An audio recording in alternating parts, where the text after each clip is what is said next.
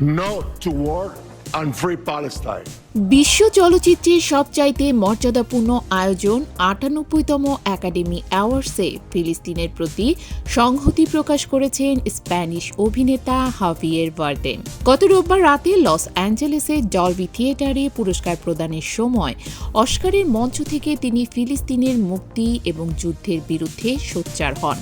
এ সময় তার সঙ্গে মঞ্চে উপস্থিত ছিলেন ভারতীয় অভিনেত্রী প্রিয়াঙ্কা চোপড়া।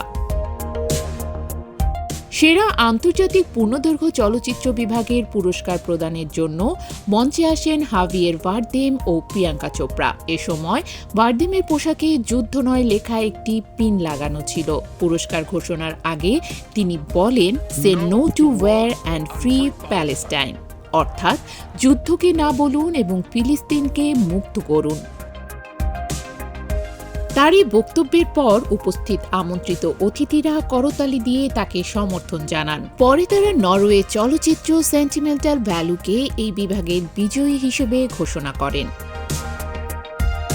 মঞ্চে ওঠার আগেও রেড কার্পেটে দাঁড়িয়ে যুদ্ধের বিরুদ্ধে নিজের অবস্থান পরিষ্কার করেন এই অভিনেতা।